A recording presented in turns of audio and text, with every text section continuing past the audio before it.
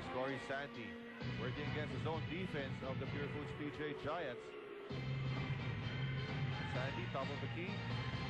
Jaire Ibanez inside to Jody Vance. And another turnover for the Welco Dragons. Ito na ngayon, si Ralimi leading the break, but good defense here by Jaire Ibanez. Just nakabawi sa binigay niyang turnover. Huling-huli yan ni Jaire Ibanez, catching him in mid-air. Laneta deciding not to give a pass back to Ralimi. At patuloy po itong Pure Foods PJ Giants na paglapit sa Welco Dragons. Hindi pa makaagaw. It's Corey Santi. Jaire Ibanez to Ryan Aranya. Slow things down once again. Off balance. Running layup. Hindi, medyo napatid siya eh. Side-stepping move by Chico Laneta. Wala na pero naman si Ralini. Because Marcus Gaines was still at the other end of the court. And the lead of Welco, which once stood at 24 big points, is now down to 7 with just under 6.5 remaining in this basketball game. Kanina pa natin pinag-uusapan yung finish ng Welco Dragons sa kanilang mga ball games. Meron nga tayong stat na kapag ka nananalo ang Welco, 35 points per ball game, per fourth quarter ang ina-average nila pag natatalo sila sub 25. Kaya nga ang problema dito ng Welco, no? Parang tumigil yung kanilang aggressiveness nung umabol itong Pure Foods PJ Giants.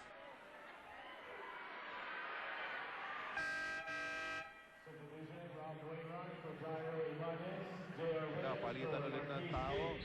Si J.R. Reyes pumasok ulit para sa Welco Dragons.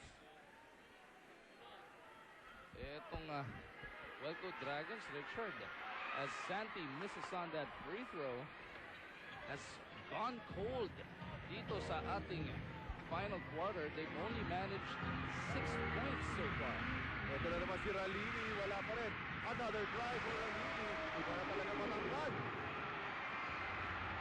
And now it is only a 6-point lead for the Welco Dragons. Katok-katok na mga higante dito sa kuweba ng mga Dragon. Under 6 minutes remaining in the fourth period.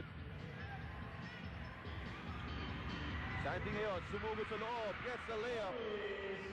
Nice flip shot para dito kay Corey Santi. That is 13 points for the small import ng Welco.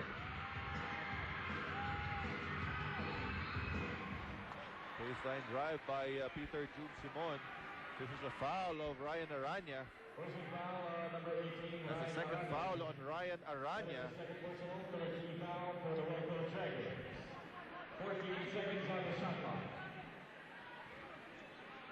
So sideline inbounds para naman dito sa Pure Foods PJ Giants are looking at Ralini at the post. Pinugulo nito si J.R. Reyes. Good defense by J.R. Reyes. Gets the possession back para sa Welco Dragons.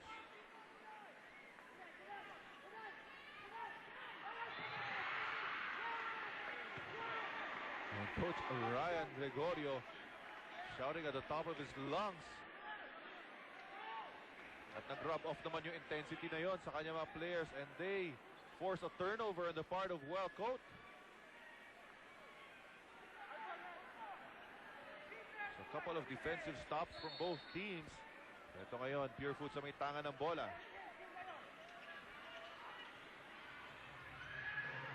We go to Kirby Raimundo, being guarded by Joe Devance. He splits baseline, and he gets the basket. The big men working overtime para sa Pure Foods PJ Giants. Lagyo, lead pass to Devance. Atake si Santi. Takes it out. Bagyon ngayon, tumira ng tres bigla. That is short. Scramble for the loose ball. Balik ang bola sa Pure Foods PJ Giants. Nakatapak na sa sideline bago pa subukang salbahin ng Welco etong possession. And it looks like Wainwright is shaken up. Narinig natin tumama yata yung tuhod niya dito sa ating mga kahoy sa gilid. Okay lang yan si Rob Wainwright. To, makikita natin ulit. Itong loose ball, hindi. Yung bewang niya actually tumama dyan sa railing. High-low play para sa Pure Foods. Ito na naman si Ralini inside. And now they're getting him the basketball where he's most effective inside the shaded lane. Pero ito, paika-ika. Ito si Ralini. Natamaan yata yung tuhod ni Ralimi in that last sequence. And it looks like it's gonna be on Rob Wainwright. That'll be foul number 3. Si Wainwright matapos tumama ng balakang niya. Tumama naman yung tuhod niya sa tuhod na ito ni Ralimi. As Ralimi troops back to the line. Continues to miss. That is 2 out of 7 so far para kay Ralimi in this ballgame. Well, Ralini here in the conference only shooting 56% from the free throw line.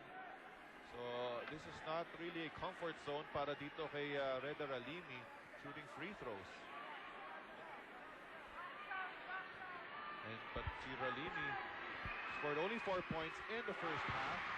Now he has 19 points. So Which is a conference high, career high in the PBA para kay Ralimi. 17 pa lang ang pinakamalaking binuhos nito. and it's down to a 5-point lead for the Welco Dragons. Pure Foods daring them to shoot from the outside with his zone defense. 4 seconds on The the difference shot is clock. mas active ngayon. Giants. Naka-extend din, ha? Tsaka yung hands sila up in the air. So timeout is called on the floor, mga kaibigan. We have a ball game. Dumikit na po itong Pure Foods PJ Giants sa Welco Dragons.